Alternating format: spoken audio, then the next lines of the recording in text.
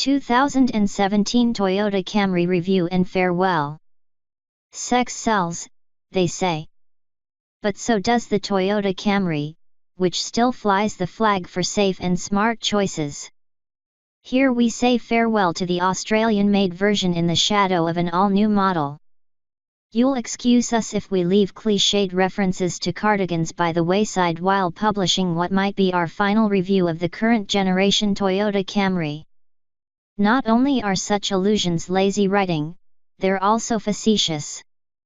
Australia's biggest volume automotive export wins no prizes for glamour, but it deserves a fond farewell. In October this year, the current iteration of the Camry will die at the same time as Toyota closes its Melbourne factory. In its place, a brand new version will arrive, sourced from Japan. But that's then, and this is now, and we wanted to spend a final stint at the wheel of a car that got none of the plaudits its fellow Australian-made Commodore and Falcon models did, despite the Toyota often being produced at a higher scale. It's no great secret the Camry relies principally on sales to large-scale business and government fleet operators, some with Buy Australian policies. And anyone who uses taxis or Uber will know the car well. In the Camry's 34-year history in Australia, sales have surpassed 920,000 cars, including 690,000 four-cylinder petrol models, 42,000 hybrids, and 169,000 V6 variants. It has been Australia's best-selling mid-size car for each of the past 23 years. If there's anything the Camry represents, it's a defiantly average offering that'll do the job without giving fuss or eliciting fervor. A steady-handed constant amongst the ebbs and flows, high and lows. It also happens to be nothing short of a bargain for anyone who wants a reliable, solid, spacious, and comfortable sedan, and who sees cars as a means to an end. We're not strictly an enthusiast publication here at Car Advice, and therefore we see the value in that.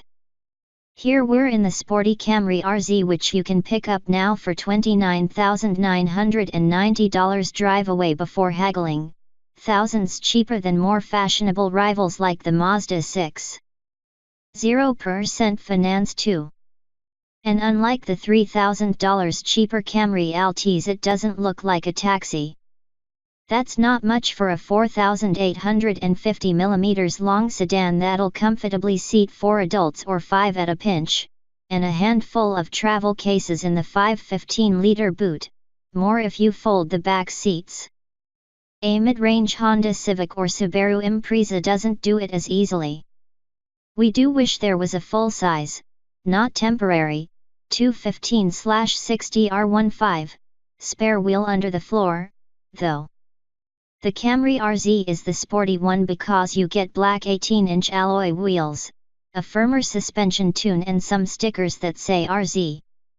Laugh, but in fact the 2015 Camry reskin has actually held up well.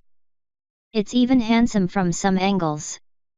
Under the bonnet of our tester is the familiar N13 basic 2.5-liter naturally aspirated petrol unit making 135 kilowatts of power at 6,000 rpm and 235 Nm of torque from 4,100 rpm, sent to the front wheels. If you want the meaty V6, you'll need to buy an Orion, also a bargain. As the graphs suggest, it needs to carry revs to feel its best, but it responds rather sweetly to throttle inputs and lugs its 1,500 kg body around just fine, thanks in part to the non-intrusive and anonymous 6-speed automatic transmission. Toyota claims 91 RON combined cycle fuel consumption of 7.9 L/100 km, which squares comparatively well with our return of 9.1 L/100 km.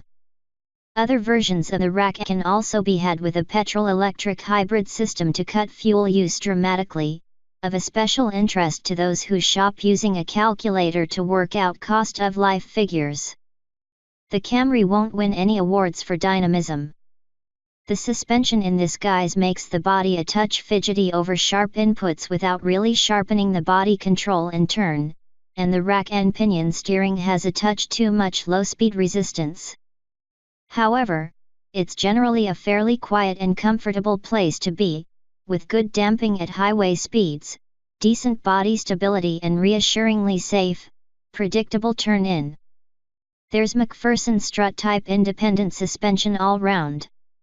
It lacks the Mazda's flair and the Volkswagen Passat's plushness, but neither of them can hammer over speed humps at 50 km per hour without scraping the nose, and we wouldn't subject either of that pair to the hardships faced by your average Camry. The interior follows the trend of simplicity done well, with an old-world design but near-flawless ergonomics. There's ample seat and wheel adjustably, idiot-proof buttons and dials and acres of space. We don't like the foot-operated park brake much, though. Everything is screwed together well enough to give you faith in Victorian manufacturing after all, and the plastics and fabrics scattered about lack tactility but are durable as hell. Compare a 4-year-old Camry Taxi to a FG Falcon and see which rattles less.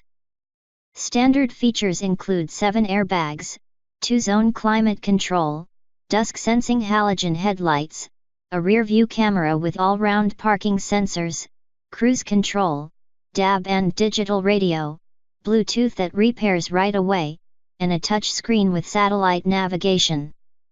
The screen's graphics are old hat, sure, but Toyota's home screen that shows your map, shortcut tiles to your 4 favorite contacts, and your radio station or multimedia player, grows on you. The Camry is just easy, free of flair or fuss. But take yourself out of the shoes of a motoring writer who drives everything new under the sun and put them into those of a consumer who couldn't give a stuff about a car, and it offers exactly what you want. From an ownership perspective, the Camry gets Toyota's modest 3-year/100,000 km warranty and 10,000 km or 6-month service intervals, though these visits are capped at $140 a pop. Once again, transparent and easy. Those 2 words are what keep springing to mind as I write this copy, and did the same when I drove the car one final time.